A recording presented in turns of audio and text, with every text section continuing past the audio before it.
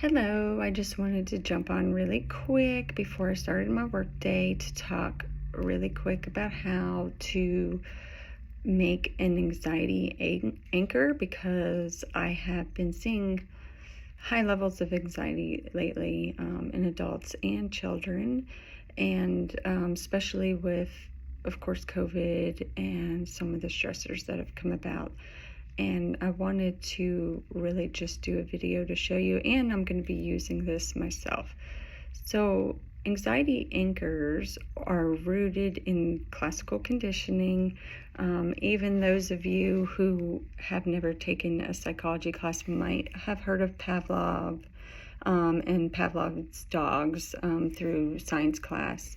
But basically what classical conditioning is whenever something, a stimulus, could be an object, it could be a sound, it could be something you see, is paired over time with an activity, we start to build an association. So with Pavlov's dogs, he would ring a bell right before he fed his dogs, and then over time he started noticing that before he even walked out there, the dogs would hear the bell and start getting excited and salivating. So anyhow, that's how it came about. And there's a lot of anxiety disorders and phobias that we believe stem from conditioning. So maybe seeing a snake happened for someone at the same time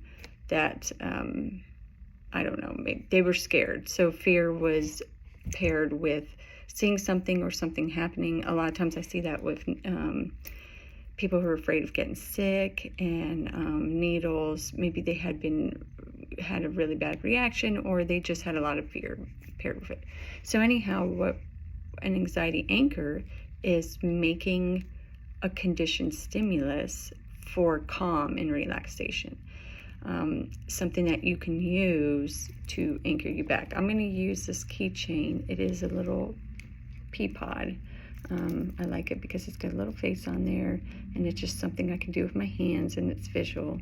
And what I'm going to do is I'm going to practice my breathing and relaxation with this as my anxiety anchor. So because it has a keychain and I can bring it with me and use it whenever I start feeling really stressed or anxious, I can pull it out. Now, first of all, you have to practice this with relaxation at least 3 to 5 times a day for at least 3 to 5 days until before you can use it in a stressful situation. You don't want to just bring it into a stressful situation, and it's probably not going to work.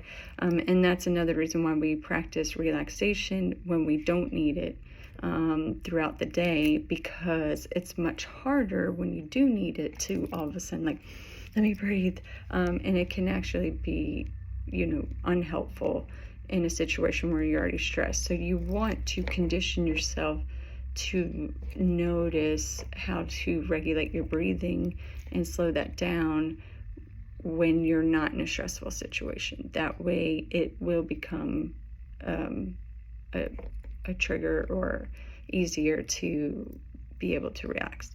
So you can do 3 minutes. I think I'm going to do 3 minutes right now with you on practicing this.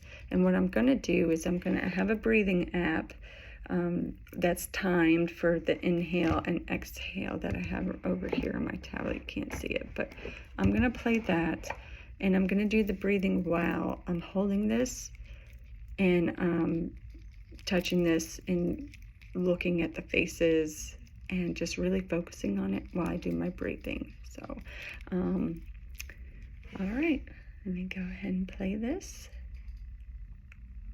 So I'm going to inhale in.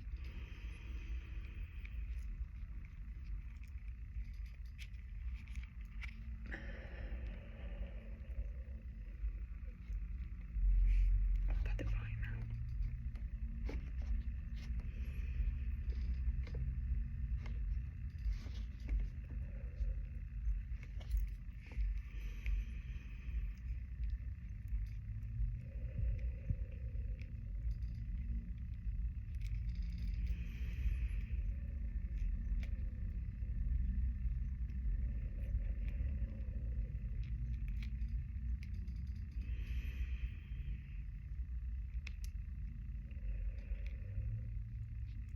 And as I'm doing this, I also like to pair some visualization. Just imagine myself at a calm place. See if I can get the volume on here. There we go. The sound helps because it's another sensory element that we're conditioning with it.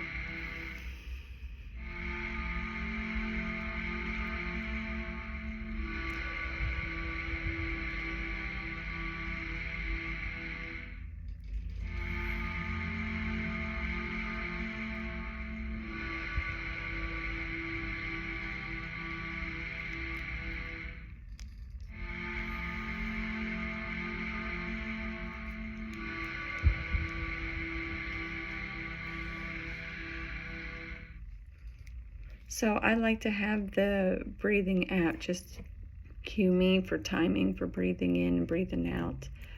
But you can do 4-count breathing. You can do square box breathing where you breathe in when you go up and then out when you go over, and I do like to, I'm a very visual person, so I do also like to imagine myself in a calm state. And then after I practice this for the next 3 to 5 days, when I'm in a stressful meeting or en route to one of my kids' games for sports, or getting ready in the morning and trying to get them off to school, and those are usually my stressful times, I can just pull this out and look at it. And that's going to be my anchor to remind me, like, okay, bring me back. You can use this for performance enhancement. I did a similar technique a long time ago, 2007, when I trained for a full marathon, and it's the only time I did a full marathon. But I had a picture of my father because he was my inspiration.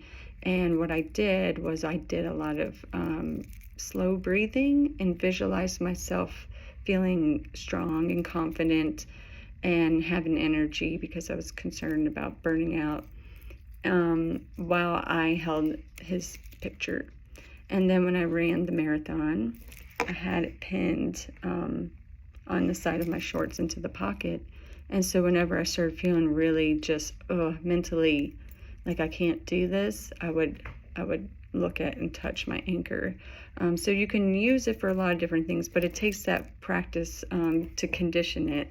And that's the idea we're going to get. You can use anything. It can be a fidget. It can be a smooth stone, a marble,